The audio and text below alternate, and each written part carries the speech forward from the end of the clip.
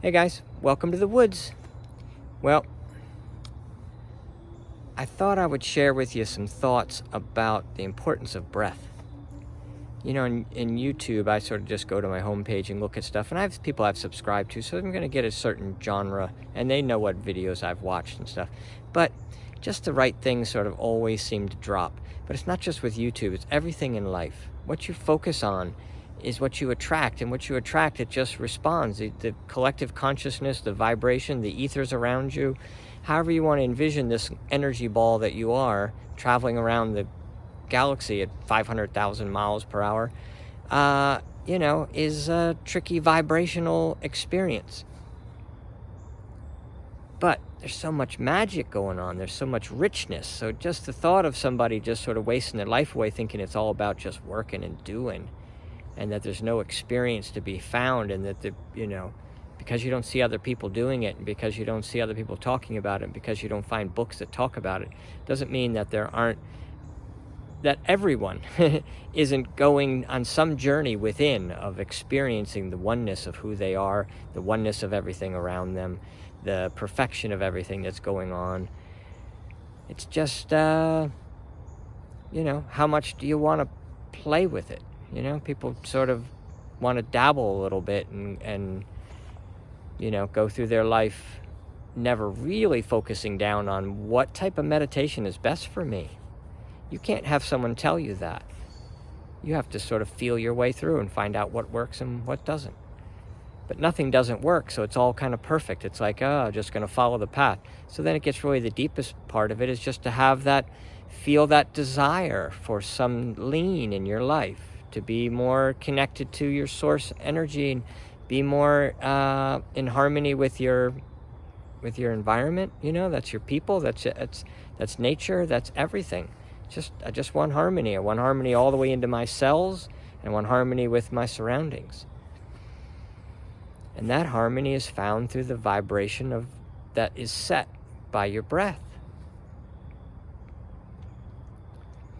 The breath has always been the magic ticket. So I was listening to a guy today, popped up on my feed, and he wrote a book and was being interviewed. And anyway, so he said there's so much science out now. This guy was a scientist, but he was a science writer, researcher. So he was putting all this stuff together and wrote this thing about breath. So there's probably a new book. You probably got a feed that, popped up on your feed too. I don't know. But the point is, there always has been so much science on the breath and the magic of the breath, and that it's the key. But here's my point. They're basically, like the current medical books say, 12, 18, even up to 25 breaths a minute is that's a good human breath. But the reality is we're supposed to be around 5 or 6. And so I timed mine, and I was like, yeah, that's pretty much like when I'm meditative. I try to be that when I'm listening. I didn't count it, never counted it before. But that is the magical number. You're calm, and things are good when you're doing about 5 or 6 breaths per minute. And if you can be conscious of the breath, I sort of have a wheel going, and I've done it enough that I just can do that when I'm listening to somebody, or when I'm thinking, or definitely when you're feeling anxious. You just got to jump into that rhythm and just let that go, and know that everything is perfect and everything always does work out. And put that away and go back to the narrative you had going about how good it would feel to expand my expression of who I really am, of the love. I'll give you a better angle and get my arm up. I'm going to tell it to stay right there. Anyway, so that pursuit of whatever is inspired to you at the moment, wherever your highest version of can be. I'll give you a little bit of detail, back up in my mind a little bit, but I'm going to hold my phone better. Okay. When you're dreaming about something that feels good to you, it's like, I just was thinking about my family, or thinking about someone or something, and maybe something felt tricky at first, like, that bothered me. And then it leads you, and you go softer, and you focus on your breath, and you think about your helicopter view, and you turn it into a positive, and you feel good about it. then you get a little inspiration, like to be something different, do something different than what you normally do. And it feels a little bit challenging. It's like, oh, I don't know if I could do that. I'd have to, come out of my comfort zone.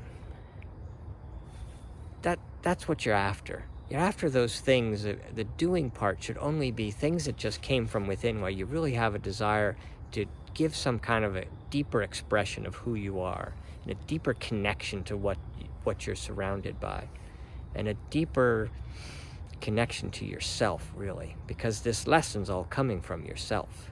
Where to go, how to go, when to go. It's coming from within. You got to feel it. So I really feel like I'm always telling people, just put something down as my sort of summary figure of, let up on the doing part of life.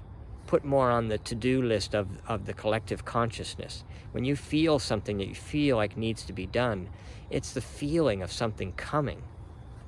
You don't have to go chase it. In fact, when you go chase it to do it, you push it away in most cases, because you keep focusing on the fact that you don't have it. And until you have the sense that you have it, you can't have it, because you're focused on the energy of what it is to not have it. So going in to do something positive, something loving, something fixing, something, that everyone would measure up as good, can still be wrong, because you're chasing it with your energy of what needs to be done.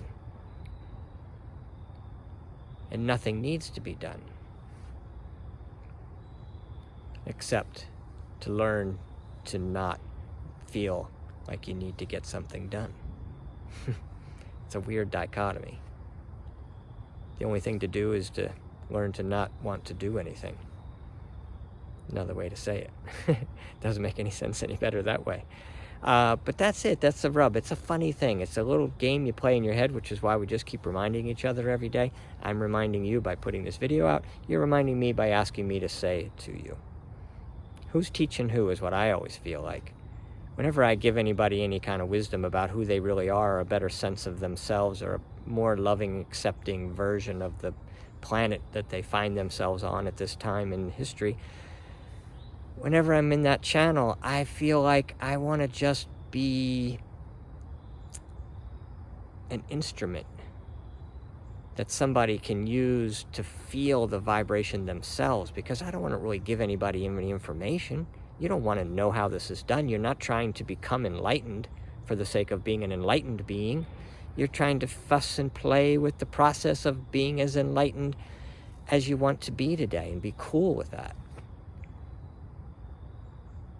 And be cool with where everybody else is. And remember that souls come here together in groups and pods, and they're not always your blood family, but they're your collective beings that you just find a little bit of a connection to, good or bad, tough or easy. They're all here to sort of help us play out our scenario. And so love on them first, after yourself. After you're loving on yourself, make peace with everybody who's in your little world. Your immediate, co-workers, whatever it is. Because they're the ones that are tangled in you. They talk about karma, and that's such a weird word, and I don't really integrate it into my scenario here from an energy ball version of myself. But there's, I show up, here's an example. I show up at my family, at a family wedding. They think of me a certain way. I'm used to projecting myself a certain way. So we do our common dance, the two of us, two family members that meet up who haven't seen each other in a while. And that's the way life works. There's that sort of attraction to who you were vibrationally. They expect it, they pull it out of you. You expect to be it, so you allow it to happen. So you just get into the same vibration that two entangled souls do on one lifetime. You can see it. So it's the same thing. We pass through many lifetimes, and you're going to maybe tangle with someone again. So it's always the unraveling, if you're really looking for a deep to-do. Unraveling anything that you've got wrapped up in this life is enough, right? Forgive people immediately and deeply. But if you can't let go of someone else and forgive them for what they've done, then you got something in yourself, because that's where it comes from. If you can forgive yourself, you can forgive other people. It don't matter what they do. Just like it doesn't matter what I do. I can't mess it up. I can't get it wrong. It's never get it done. It's just a little lean in the direction of softness to yourself, about yourself, then spread it to the people around you. Simple, right? All right, that's 10 minutes. That's a good amount of time. We just need a reminder, right? We don't need a lecture. It's found within anyway. All the lessons are in your little noodle. Actually, in your ethers, in your vibrational ball. And you just got to sort of get in resonance with it. Relax and let it in. All right. Love you guys. Talk to you soon.